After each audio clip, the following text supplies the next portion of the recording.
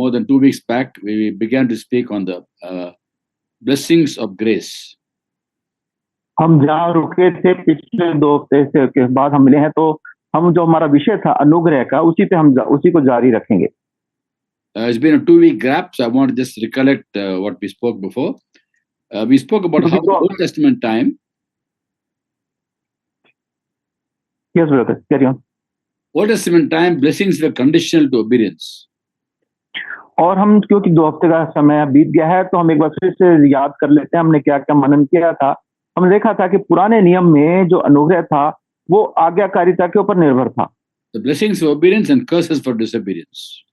आज्ञा मानते थे तो आशीष मिलती थी, और अगर नहीं मानते थे तो श्राप मिलता था। Old Testament law. ये पुराने नियम की जो व्यवस्था थी उसकी बात है। The New Testament says in John chapter 1 verse 16, from the fullness of his grace we receive blessing after blessing. पर नए नियम में यूहन्ना पहला अध्याय उसकी 16वीं आयत में पढ़ते हैं, क्योंकि उसकी परिपूर्णता से हम सब ने प्राप्त किया, अर्थात अनुग्रह पर अनुग्रह। Next verse says, for the law came through Moses, grace and truth came through Jesus Christ our Lord. और अगली आयत में लिखा है, इसलिए कि व्यवस्था तो मूसा के द्वारा दी गई, परंतु अनुग्रह और सच्चाई यीशु मसीह के द्वारा पहुंची। So grace is something we don't deserve, but we get the goodness of God. The grace of God means that He gives favor to us without us deserving it. और अनुग्रह जो है ये तो परमेश्वर से, इसके लिए हम कुछ करते नहीं, परमेश्वर से हम प्राप्त करते हैं, कोई हमारे भलाई का काम नहीं, तो परमेश्वर की ओर से दान है जो हमें मिलता है। We don't deserve blessings, but we receive blessings because He's gracious to us, and the law, the grace and truth came to Jesus. The law came through Moses. और हम तो इसके लायक नहीं, पर ये तो परमेश्वर का दान है जो हमें मिलता है, और व्यवस्था तो मूसा के द्वारा दी गई थी, परंतु सच्चाई जो है प्रभु यीशु मसीह के द्वारा से आई। But we're going to focus अनुग्रह on सच्चाई। the last 2 sessions we focused on spiritual blessings, not material blessings. और पिछले 2 हफ्ते हम आत्मिक आशीषों के ऊपर बात कर रहे थे, आर्थिक आशीषों की बात नहीं कर रहे थे। The first session we spoke on the subject, I spoke on the blessings of wisdom that God gives us, godly wisdom available for believers. और पहले बार हमने देखा था जो बुद्धि, जो आत्मिक बुद्धि की जो आशीष परमेश्वर से हमें मिलती है, वो अनुग्रह के द्वारा से, वो हमने देखा था। Second session we spoke about the strength of God available for us because of His grace, the blessing of strength through grace. और दूसरी बात हमने देखी थी जो आत्मिक शक्ति हमें मिलती है परमेश्वर के अनुग्रह के द्वारा से, उस पर हमने मनन किया था। We're going to focus primarily on spiritual blessings, not necessarily material blessings. पर हम जो मनन करेंगे वो ज्यादा जो है हमारा ध्यान होगा आत्मिक आशीषों के ऊपर, हम आर्थिक आशीषों की बात नहीं कर रहे। In John 10 chapter verse 10, Jesus says, the thief comes to steal and kill and destroy, but I have come to have life and have it in abundance. और यूहन्ना 10:10 में हम पढ़ते हैं, चोर किसी और काम के लिए नहीं, परंतु केवल चोरी करने और घात करने और नष्ट करने के लिए आता है। मैं इसलिए आया कि वे जीवन पाए और बहुतायत से पाए। Many people having a lot of money and lot of power and popularity means abundant life. That's what they think. बहुत से लोग सोचते हैं कि मेरे पास बहुत धन संपत्ति हो, बहुत पैसा हो, तो ये मेरा बहुतायत का जीवन है। Even sometimes even Christians think like that. और कई बार मसीह लोग भी ऐसा सोचते हैं। In Luke 12:15, Jesus says, a man's life does not consist in the abundance of his possessions. और लूका 12:15 में प्रभु यीशु मसीह बोलते हैं कि क्योंकि किसी की जीवन उसकी संपत्ति के बहुतायत से नहीं होता। God may choose to make some people rich financially, some may not be that rich, but that's not the point. The point is that we have got spiritual blessings available for everybody who believes in Jesus. और आर्थिक आशीष परमेश्वर किसी को दे, किसी को नहीं भी दे सकता है, पर हम ये बात कर रहे हैं कि जो आत्मिक आशीष है वो हर एक व्यक्ति के लिए उपलब्ध है प्रभु यीशु मसीह के द्वारा से। Ephesians chapter 1 verse 3 says, Paul writes, pray be to God and Father of Lord Jesus Christ, who has blessed us in the heavenly realms with every spiritual blessing in Christ, not material blessings. इफिसियों 1:3 में पढ़ते हैं, हमारे प्रभु यीशु मसीह के परमेश्वर और पिता का धन्यवाद हो कि उसने हमें मसीह में स्वर्गीय स्थानों में सब प्रकार की आशीषें दी हैं, सब प्रकार की आत्मिक आशीषें परमेश्वर यीशु मसीह ने हमें दी हैं। In fact, when we go through difficulties in life, they are actually blessings for us. और जब वास्तव में जो हम जीवन में कुछ कठिनाइयों में से होके जाते हैं तो वो भी हमारे लिए आशीष ही है। In James 1:12, James writes, "Blessed man who persists in a trial, and has stood the test and receives the crown of life which God has promised to those who love him." और याकूब 1:12 में याकूब लिखता है, धन्य है वह मनुष्य जो परीक्षा में स्थिर रहता है, क्योंकि वह खरा निकलकर जीवन का वह मुकुट पाएगा जिसकी प्रतिज्ञा प्रभु ने अपने प्रेम करने वालों को दी है। When suffering comes and trials come, they will remain for some time, but then God gives us strength to face the trials. Through wisdom and strength, we can face every trial. और कठिनाई जो समस्याएं हमारे जीवन में आती हैं, पर कुछ समय के लिए समस्या रह भी सकती हैं, पर प्रभु हमारे को सामर्थ्य देते हैं, बुद्धि देते हैं, किस तरह से इस समस्या में से हम बाहर निकल सकते हैं। So apart from wisdom and strength, there are so many spiritual blessings which we should actually seek after, which God will give us because He loves us, because of His grace. और ये दो आशीषों के अलावा भी जो परमेश्वर की शक्ति और उसका अनुग्रह से जो हमें मिलता है, जो बल मिलता है, उसके अलावा भी परमेश्वर की बहुत सारी आशीषें हैं, क्योंकि वो हमें देना चाहते हैं, क्योंकि वो हमसे प्रेम करते हैं। He's already given us peace. He's already given us joy. उसने पहले ही हमें शांति, पहले ही हमें आनंद दे दिया है। The whole world is searching for peace, but we Christians have been given peace through Christ. He is our peace. पूरा विश्व जो है शांति की खोज में लगा हुआ है, पर हम मसीहों के लिए प्रभु यीशु मसीह ने हमारे को अपनी शांति दी, क्योंकि वो खुद ही शांति है। Very often, I've shared this with you. The word peace in Greek is a word called irene, which means oneness, or in Hindi we say ekta, oneness with God.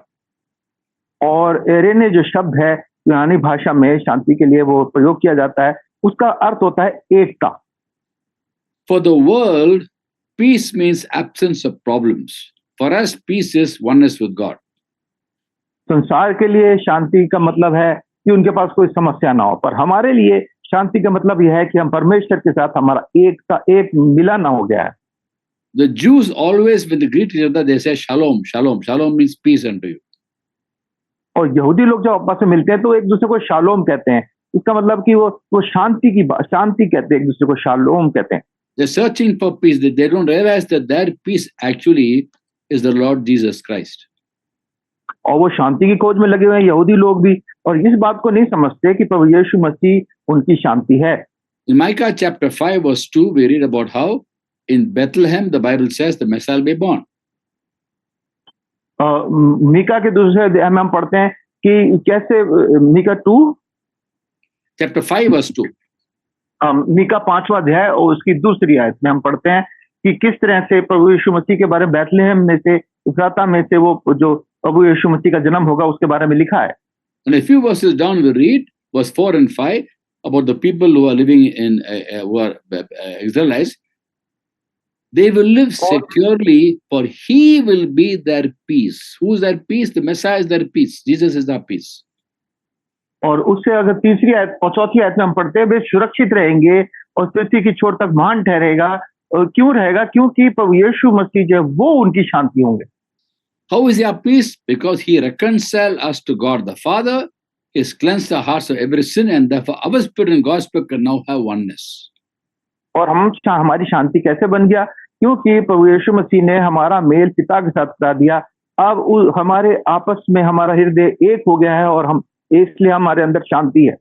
When the first man sinned against God, he was cut off from God, separated from God. Death entered the world. Death means separation. और पहले व्यक्ति आदम ने जब पाप किया तो वो मृत्यु संसार में आ गई और अलगाव आ गया, और अलगाव मतलब वही मृत्यु है, वो परमेश्वर से अलग हो गया, हमें शांति हमारी अलग हो गई। The word death means separation actually. और मृत्यु का मतलब है अलगाव। For example, physical death is separation of the spirit from the body. और शारीरिक मृत्यु का मतलब है कि हमारी आत्मा हमारे शरीर से अलग हो जाए। The spirit lives in the body, that is life. The spirit leaves the body, that is death. जब आत्मा हमारे शरीर को छोड़ देती है तो हमारी मृत्यु जाती है, और हमारे शरीर में जब तक आत्मा रहती है हमारे अंदर जीवन रहता है। Separation of the spirit of man from the body of man means death, physical death. और शारीरिक मृत्यु की जो बात है, जब मनुष्य की आत्मा मनुष्य के शरीर को छोड़ देती है तो उसकी शारीरिक मृत्यु हो जाती है। So something far more serious is spiritual death. पर इससे भी कई गुना गंभीर बात जो है वो ये है आत्मिक मृत्यु। Separation of the spirit of man from the spirit of God. परमेश्वर की आत्मा से मनुष्य की आत्मा का अलग हो जाना। And for that solution is the Lord Jesus Christ who shed blood for us and cleansed our spirits of every sin. और उसका इलाज ये है प्रभु यीशु मसीह जिसने अपने कीमती लहू को हमारे लिए बहा दिया ताकि हमारे को इस मृत्यु से अलग कर सके। In Colossians chapter 1, 19-20 we read, कुलुस्सियों 1:19-20 में हम पढ़ते हैं, For God was pleased to have all his fullness dwell in him, meaning in Jesus. क्योंकि पिता की प्रसन्नता इसी में है कि उसमें यानी प्रभु यीशु मसीह में सारी परिपूर्णता वास करे। So through him we reconcile all things heaven and earth to the Father through Jesus. और उसके क्रूस के बहे हुए लहू के द्वारा मेल मिलाप करके सब वस्तुओं को उसी के द्वारा अपने साथ मेल कर ले, चाहे पृथ्वी की हो चाहे स्वर्ग की हो। By making peace to the blood shed on the cross. और ये जो शांति परमेश्वर ने हमारी जो मेल हमारा कराया है वो अपने कीमती लहू क्रूस पे बहाए जाने के द्वारा से किया। Our spirits have sin in it and that's what's contaminated. हमारी आत्मा में पाप है और इसी कारण से ये आत्मा जो है हमारी प्रदूषित हो गई है। So through him he reconciled to himself all things, the things on earth, the things in heaven, by making peace or oneness to the blood shed on the cross.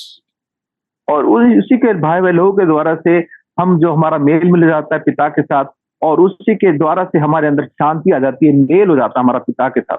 By faith in Christ, every sin in our spirit is cleansed. Therefore, our spirit and God's spirit now have oneness, and we can have constant fellowship with God if we choose to.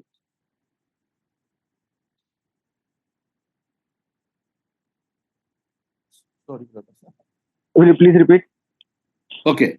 By his blood, he has cleansed our spirits of every sin. So our spirit and God's spirit can now have oneness because our spirits are made perfect by the blood. और क्योंकि प्रभु यीशु मसीह ने जो हमारे लिए लहू बहाया उसके द्वारा से हमारा मेल हो जाता, और अब हमारी आत्मा और उसकी आत्मा एक हो जाती है, हमारे अंदर मेल हो जाता है, शांति आ जाती। So peace is a spiritual gift, blessing to Christians who believe in Jesus. तो ये शांति जो है ये आत्मिक आशीष है जो परमेश्वर की ओर से मिलती है, जो हर एक मसीह के लिए, हर एक विश्वासी के लिए है। After we turn to him, we only have to obey him to preserve that peace. और एक बार जब हम उसकी ओर फिर जाते हैं तो शांति को अपने बनाए रखने के लिए सिर्फ हमें उसकी आज्ञा माननी होती है। After instructed the apostles in the 13th chapter, the 17th chapter of John, the last 1 week of his physical life on this earth, he instructed the apostles. और यूहन्ना के 17वें अध्याय में प्रभु यीशु मसीह ने जो आखिरी समय था इस पृथ्वी पे, उन्होंने अपने चेलों को ऐसी हिदायतें दी। He taught them many things. और बहुत सारी शिक्षा उनको दी। In John 16 chapter verse 33, he says, "I've told you these things that in me you will have peace, in the world you will have troubles, but take heart, I overcome the world." और 33वीं आयत में यूहन्ना 16 में प्रभु यीशु मसीह ने कहा, मैंने ये बातें तुमसे इसलिए कही हैं कि तुम्हें मुझ में शांति मिले। संसार में तुम्हें क्लेश होता है, परंतु ढांढस बांधो, मैंने संसार को जीत लिया है। Today you and me preserve that peace by simply obeying the teachings of Jesus. That's all. आज आप और मैं उस शांति को अपने अंदर बनाए रखते हैं सिर्फ प्रभु यीशु मसीह की उन शिक्षाओं को मान के। And preserving that peace only depends upon our obedience. Doesn't depend upon people, doesn't depend upon circumstances. और ये जो शांति है सिर्फ आज्ञाकारिता से हमारे अंदर बनी रह सकती है, लोगों के द्वारा से या किसी और काम के द्वारा से ये शांति नहीं बना सकते हम। In John 14:27, Jesus says, यूहन्ना 14:27 में प्रभु यीशु मसीह ने बोला, "Peace I leave with you, my peace I give unto you." मैं तुम्हें शांति दिए जाता हूँ, अपनी शांति तुम्हें देता हूँ। I don't give the world gifts. Don't let your heart be troubled. Don't be afraid. जैसे संसार देता है मैं तुम्हें नहीं देता, तुम्हारा मन ना घबराए और ना डरे। So how thankful we should be to God that has given us peace. We only have to preserve this peace by simply obeying the teachings of Jesus. कितना आभारी होना चाहिए हमें प्रभु का कि हमें शांति के लिए कुछ नहीं करना, सिर्फ उसकी आज्ञाओं को मानना है ताकि वो शांति हमारे अंदर बनी रहे। For people who are searching all their lives to find peace, they have been given freely through Christ. और सारे लोग जो जीवन भर शांति की खोज में लगे रहते हैं, प्रभु यीशु मसीह ने वो शांति मुफ्त में दी है। And as we obey him, we must realize that this is abundant life, part of abundant life. Abundant life is spiritual blessings, not necessarily physical blessings or material और blessings. जब इन बातों को समझते हैं तो हम समझते हैं कि ये है असली बहुतायत का जीवन। इस बहुतायत के जीवन के लिए हमारे को कुछ ज्यादा भाग दौड़ करने की जरूरत नहीं है। We lose that peace only when we sin against God. इस शांति को हम तभी खो देते हैं जब हम परमेश्वर के विरुद्ध पाप करते हैं। When we sin, we must repent immediately so that we restore that peace.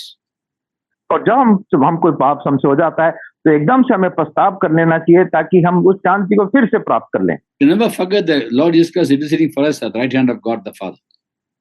हमें कभी नहीं भूलना चाहिए कि प्रभु यीशु मसीह पिता के दाहिने हाथ बैठे हुए हमारे लिए मध्यस्थ का काम कर रहे हैं। When the Holy Spirit convicts us of any sin, immediately accept the conviction, repent, and ask Him to strengthen us so that we don't repeat that mistake.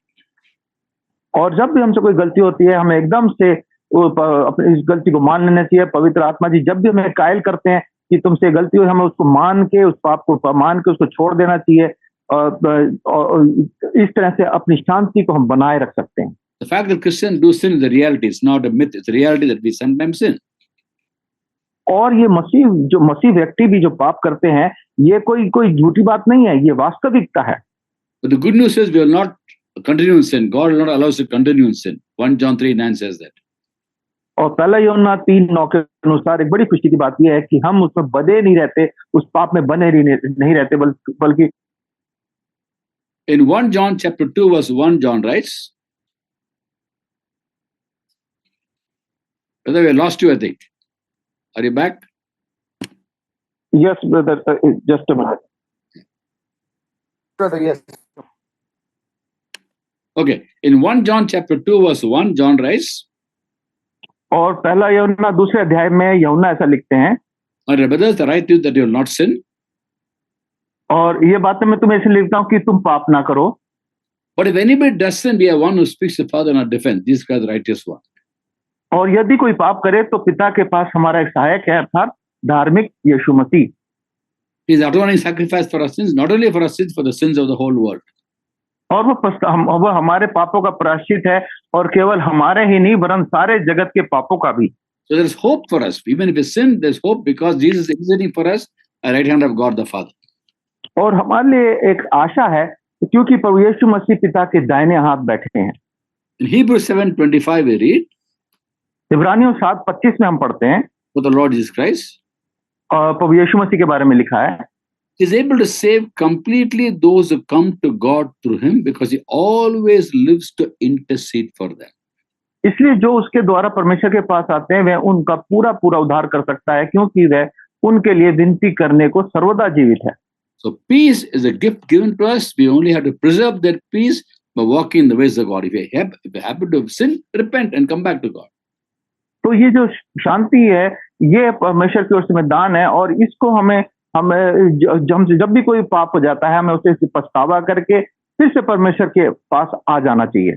Another spiritual blessing is joy. और 100% आशीष जो है वो आनंद है। And joy is a noun. The corresponding verb is rejoicing. और ये क्रिया जो है आनंद की, और वो उसका जो संज्ञा है क्रिया, उसका जो क्रिया है वो है आनंद करना। Joy is a noun, rejoicing is a verb, corresponding verb.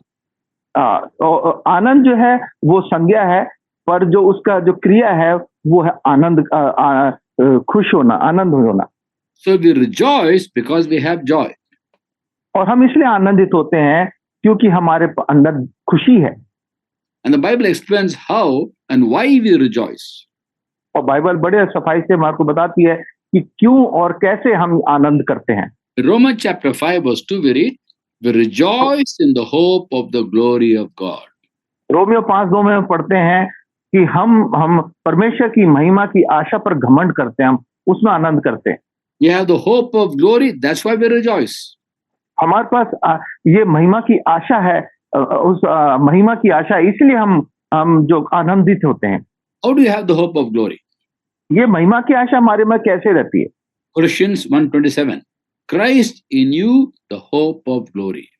और कुलुसियों 1:17 में लिखा कि 27 में मसीह हमारी महिमा की आशा है। From the time we accept Christ as Savior and Lord,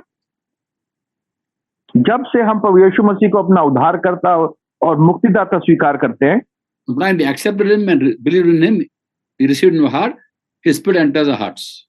और जब हम उसको स्वीकार करते हैं, अपने पाप को मानते हैं, परमेश्वर का आत्मा हमारे अंदर आ जाता है To be in us forever और हमारे अंदर वो हमेशा के लिए रहता है as a deposit guaranteeing our inheritance. और ये हमारी मिरास की का एक बयाना है, उसकी निश्चित बयाना है हमारा। And from that time, we can constantly choose to have fellowship with God because our spirits are cleansed of every sin I told you. और उस समय से हमारे जीवन में आनंद काल की आशीष रहती है, हमेशा की आशीष रहती है, जिस दिन से हम अपने पापों को मान लेते हैं। The eternal life starts right here in this world. और ये अनंत काल की जो आशा है वो इस जीवन में ही, यहीं पे पृथ्वी पे ही शुरू हो जाती है। But now we have a relationship with God. We are one with Him. We have peace with God.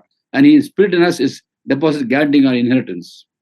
अब हमारे पास ये शांति यहाँ पे होती है, परमेश्वर के साथ हमारा मेल हो जाता है और परमेश्वर का आत्मा हमारे अंदर होता है, जो इस बात की का बयाना है कि हम परमेश्वर के साथ हमारा मेल हो गया है।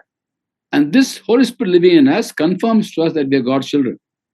और ये परमेश्वर का आत्मा जो हमारे अंदर है, ये इस बात का को साबित करता है कि वो कि हम परमेश्वर की संतान है। Yeah, Yes. brother. Romans 8:16 says, the Spirit testifies to our spirit that we are God's children. और रोमियो में लिखा है कि परमेश्वर का आत्मा इस बात की गवाही देता है कि हम उसकी संतान हैं। We don't need someone to come tell us that we are believers, we are Christians, we are going to heaven. The Holy Spirit inside us confirms to us that we are children of God. हमारे को किसी को आके बताने की जरूरत नहीं है कि हम उसकी संतान है। हाँ, परमेश्वर का आत्मा हमारे अंदर है जो खुद ये बात की गवाही देता है कि हम उसकी संतान है। Once we are a child of God, we remain the child of God. एक बार हम परमेश्वर की संतान बन जाते हैं, हम हमेशा उसकी संतान बने रहते हैं। We're supposed to know we have salvation. और हमारे को ये मालूम होना चाहिए कि मेरा उद्धार हो गया। In 1 John 5:13, we read, John writes, पहला यूहन्ना 5:13 में हम यूहन्ना लिखते हैं, I write this thing to you who believe in the name of the Son of God, that you may know you have everlasting life, eternal life. मैंने तुम्हें जो परमेश्वर के पुत्र के नाम पर विश्वास करते हो इसलिए लिखा कि तुम जानो कि अनंत जीवन तुम्हारा है। So rejoicing is because we have the hope of glory of going to heaven after we leave this world. और हमारा बस ये आनंद होता है कि अनंत जीवन की आशा ये होती है कि हम जब इस संसार को छोड़ के जाएंगे, मैं हमेशा के लिए परमेश्वर के साथ रहूंगा। Now in 1 Thessalonians in chapter 5 verse 16 it says, rejoice always. और पहला थिस्सलुनीय 5:16 में लिखा है, सदा आनंदित रहो। Now some people ask me this question, when I'm having difficulties in life, how can I rejoice? और कुछ लोग भाई से प्रश्न पूछते हैं कि जब जीवन में इतनी समस्या है तो मैं आनंदित कैसे रह सकता हूँ। So 3 verses say rejoice always, verse 16, 17th verse pray without ceasing, 18th verse in everything give thanks. और 16वीं आयत में लिखा है सदा आनंदित रहो, 17वीं आयत में लिखा है निरंतर प्रार्थना में लगे रहो और 18वीं आयत में लिखा है हर बात में धन्यवाद करो। Now rejoicing is because we have the hope of salvation. हम आनंदित इसलिए हैं क्योंकि हमारे पास उद्धार की आशा है, We have the hope of glory. हमारे पास महिमा की आशा है Since Christ lives in us, और प्रभु यीशु मसीह हमारे अंदर रहते हैं that never changes. और ये कभी बदलता नहीं है, That's why we rejoice. इसलिए हम आनंदित रहते हैं। Not because everything is fine around us. और ये नहीं कि हमारे आसपास सब कुछ ठीक ठाक चल रही है। Things around us may be very bad, may be difficult, but then we have a relationship with God, the assurance of salvation, to rejoice in the hope of the glory of God. और ये नहीं कि हमारे पास समस्या नहीं है, हमारे चारों तरफ बहुत सारी समस्या हो सकती हैं, पर हमारा उद्धार हो गया, परमेश्वर का आत्मा हमारे अंदर रहता है और हमारे पास एक आशा है, इस आशा में हम आनंदित रहते हैं। In spite of difficulties around us, we rejoice and we are supposed to be people who consider pure joy when we face trials of many kinds. और हम इसमें आनंद में बने रहते हैं और जब हमारे पास बहुत सारी समस्या आती हैं तो हम इसको बड़े आनंद की बात समझते हैं। Again, going back to how to preserve that joy is by obedience. और अगर वापस हम देखते हैं कि इस आनंद को हम अपने जीवन में कैसे बना के रख सकते हैं, वो है कि हम हर समस्या में परमेश्वर को धन्यवाद देते रहे। In John 15:11 again Jesus says, यूहन्ना 15:16 में प्रभु यीशु मसीह ने फिर कहा, after teaching the apostles many things, like he told in 16th chapter verse 33, again he tells in 15th chapter verse 11. और जैसे 16वें अध्याय में प्रभु यीशु मसीह ने कहा था, वैसे ही यूहन्ना 15:11 में भी वो बोलते हैं। Here he says, I have told you this that my joy will be in you and your joy will be complete. मैंने ये बातें तुमसे इसलिए कही हैं कि मेरा आनंद तुम में बना रहे और तुम्हारा आनंद पूरा हो जाए। My joy, he says, वो कहता है मेरा आनंद, the same joy he had, he's given to us. जो प्रभु यीशु मसीह का आनंद है वही आनंद प्रभु यीशु मसीह ने हमें दे दिया है। Similarly, about peace, John 14:27, peace I leave with you, my peace I give unto you. और उसी तरह से यूहन्ना 14:27 में प्रभु यीशु मसीह बोलते हैं, मैं तुम्हें शांति देता हूँ, अपनी शांति तुम्हें दी जाता हूँ। प्रभु यीशु मसीह ने अपनी शांति हमें दी है। And imagine this peace he had, joy he had, is given to us. और कितनी अद्भुत बात है कि परमेश्वर यीशु मसीह ने जो शांति और आनंद उनका पास था, वो शांति और आनंद हमें दे दिया है। While living in a wicked world, we can enjoy the peace and joy as we live for him. और इस दुष्ट संसार में रहते हुए हम इस शांति आनंद का सुख उठा सकते हैं जब हम इस संसार में उसके लिए जीते हैं। This is the kingdom of God. यह है परमेश्वर के राज्य के लिए। We are now in the kingdom of God. हम अब परमेश्वर के राज्य में हैं। Through the cross, we enter into God's kingdom. प्रभु यीशु मसीह के क्रूस के द्वारा से हम उसके राज्य में प्रवेश करते हैं। I very often told you that when the Lord gave the prayer, which we call the Lord's Prayer, one part goes like this. और जो प्रभु यीशु मसीह ने जो अपनी प्रार्थना करना सिखाया चेलों को, तो उस प्रार्थना का एक हिस्सा इस तरह से कहता है। Matthew chapter 6, verse 13. मत्ती 16 उसकी 13वीं आयत में, छठा अध्याय 13वीं आयत में। There it says the prayer goes like this: Lead us not temptation, but deliver us from evil. और हमें परीक्षा में ना ला, परंतु बुराई से बचा। Deliver means, the Greek was raiomai, which means rescue me. बचा मतलब यूनानी भाषा में रेओमाय, जिसका मतलब है मुझे छुड़ा ले, बचा ले। Rescue me, rescue us from evil. Evil means porneros, which means the evil one. और बुराई का मतलब पोर्नेरो है, जिसका मतलब उस बुराई से, उस दुष्ट से बचा ले। That prayer was described before the cross.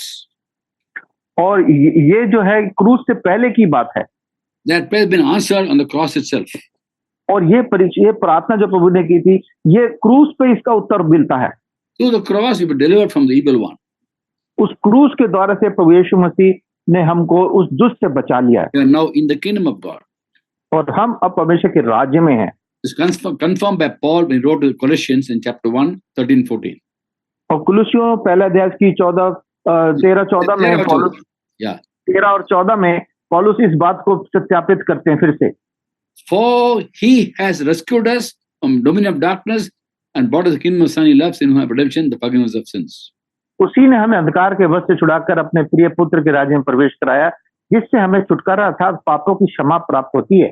He speaks in the past tense. He has rescued us. और ये पुराने भूतकाल की बात है, इसका भूत में उसने हमें छुड़ा दिया। Before the cross, the prayer is, Lord, rescue me from the evil one. It's expecting God to rescue. और क्रूस से पहले ये प्रार्थना कि मुझे हमें उस बुराई से बचा, उस दुष्ट से हमारे को बचा। क्रूस पे जाने से पहले की बात है। After the cross, तो क्रूस के बाद he has rescued us. उसने हमें छुड़ा दिया है। It's past tense. ये भूतकाल की बात हो गई। अब 2000 years back, after the cross, Paul writes in the past tense. He has rescued us from dominion of darkness and has brought us into the kingdom of the Son he loves. और क्रूस के बाद जो है भूतकाल की बात में पौलुस लिखते हैं, उसने हमें अंधकार के वश से छुड़ाकर अपने प्रिय पुत्र के राज्य में प्रवेश कराया। 2000 years after that, why is he still saying, rescue me, rescue me, rescue me? He rescued us already. अब 2000 साल के बाद हम क्यों ये प्रार्थना करते थे, मुझे छुड़ा, मुझे छुड़ा? परमेश्वर ने तो हमें पहले ही छुड़ा दिया। We are now in the kingdom of God. हम तो परमेश्वर के राज्य में हैं। What is the kingdom of God? और परमेश्वर के राज्य में हैं। Romans 14:7. What is the kingdom of God? Romans 14:7.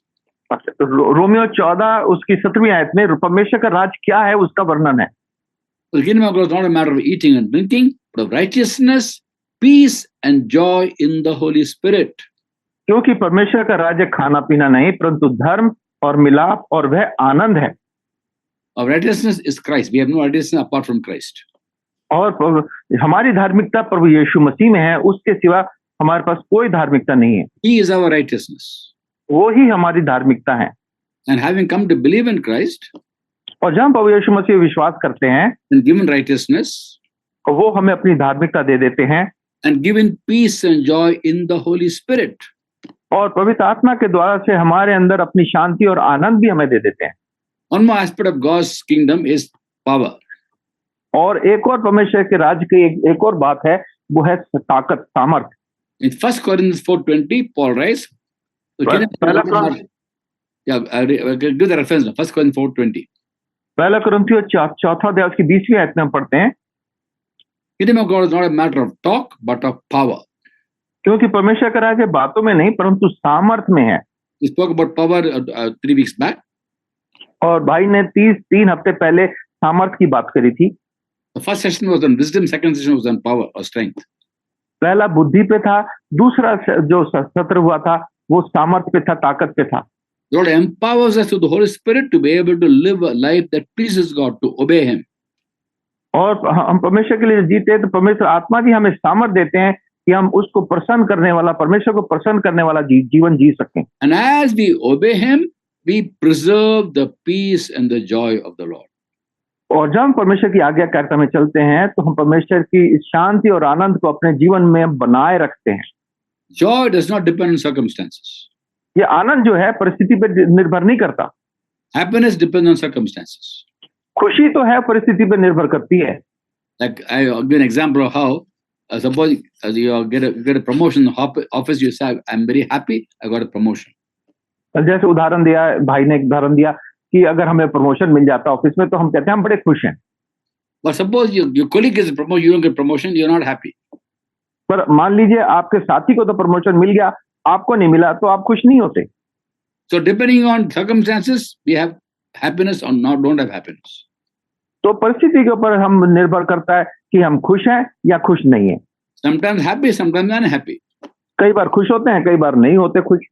But joy पर आनंद की जो बात है doesn't change. वो कभी बदलता नहीं है। Because Christ lives in us. वो क्यों? क्योंकि प्रभु यीशु मसीह हमारे अंदर जीवित है। We have a hope of glory. हमारी महिमा की आशा है। And we rejoice in that hope of glory. और हम उस महिमा की आशा में खुशी आनंदित रहते हैं। Since Christ always lives in us through Spirit, He never leaves us. पवित्र आत्मा के द्वारा से प्रभु यीशु मसीह हमारे अंदर हमेशा रहते हैं, हमें कभी छोड़ के नहीं जाते। We always have the hope of glory. और हमारे पास हर समय महिमा की आशा बनी रहती है। Always have joy. हर समय आनंद बना रहता है। So we rejoice. तो इसलिए हम आनंदित रहते हैं Independent of circumstances. परिस्थितियों के ऊपर कोई हमारे को परिस्थितियों कुछ भी हो पर हम आनंदित रहते हैं। All because of the cross by which we have been given salvation. और ये सब उस क्रूस के द्वारा से है जिसके द्वारा से हमें उद्धार मिला।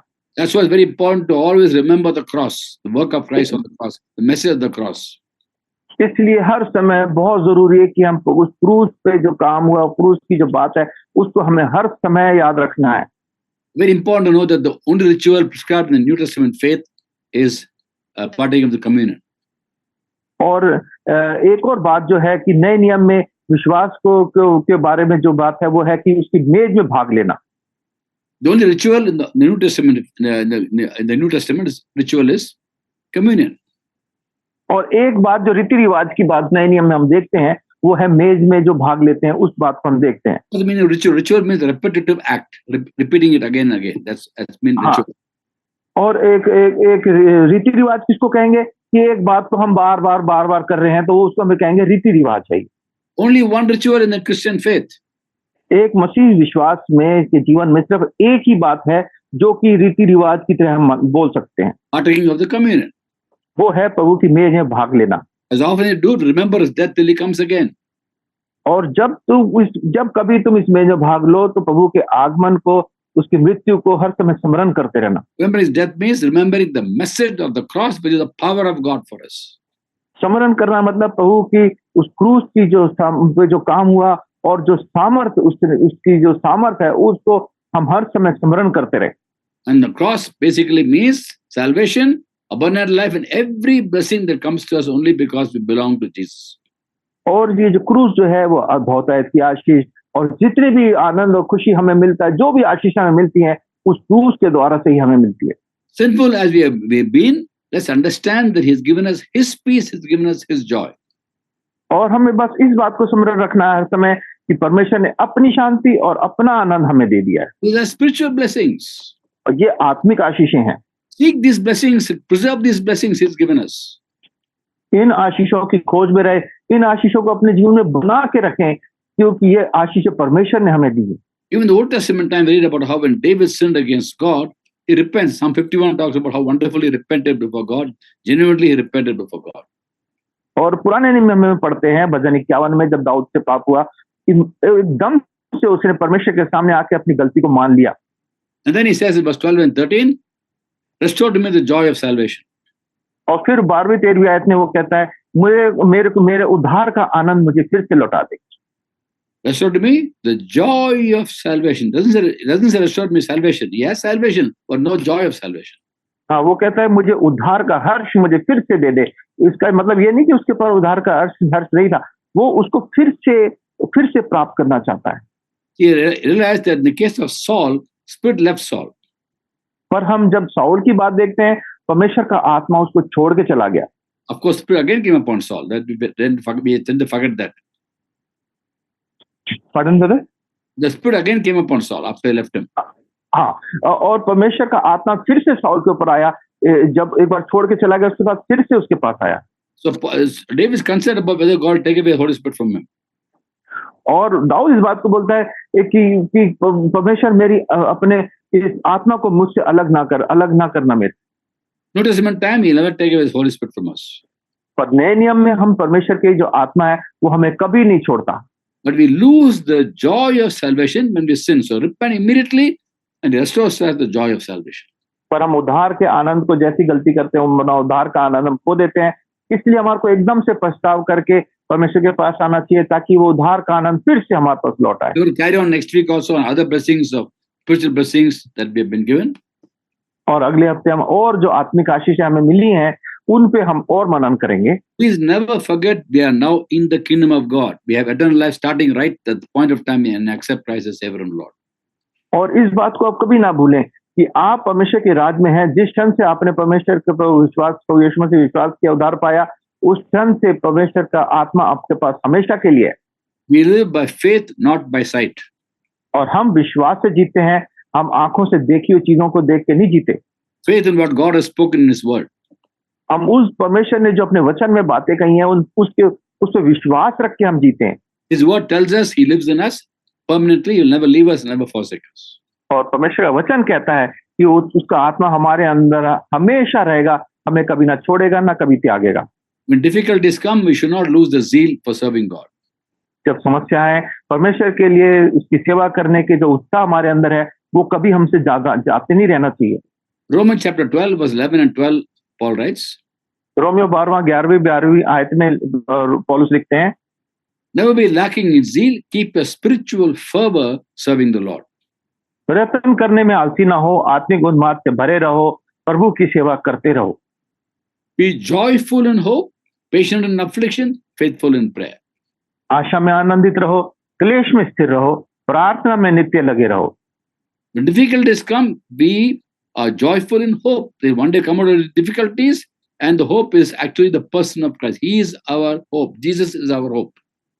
और हमारे पास जो समस्या आती है, तो हम उसमें आनंदित रहते हैं, क्योंकि परमेश्वर हमारे तो यीशु मसीह हमारी महिमा की आशा है, वो हमारी आशा है, इसलिए हम आनंदित रहते हैं। So wisdom, strength, peace and joy are all spiritual blessings. तो बुद्धि, सामर्थ, शांति और आनंद, ये सब आत्मिक आशीषें हैं। Wisdom and strength, we keep on asking God for it. और हमें हमेशा परमेश्वर से इन बातों को मांगते रहना चाहिए। Wisdom we keep asking for, also strength. और सामर्थ और बुद्धि हमें परमेश्वर से हर समय मांगते रहना चाहिए। Peace and joy have been given to us already. पर शांति और आनंद तो हमारे को परमेश्वर ने पहले ही दे दिया है। We only have to preserve it by obedience. हमको आज्ञाकारिता के द्वारा से इसको अपने जीवन में सिर्फ बनाए रखना है।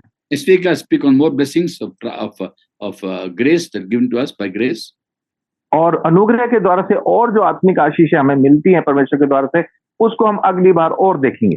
We're going to focus on spiritual blessings, not of course material blessing God does give us. I'm not going to focus on that. We're going to focus on spiritual blessings.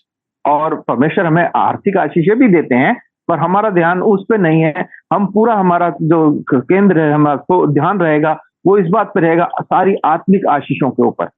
God bless you all. परमेश्वर सबको आशीष दे।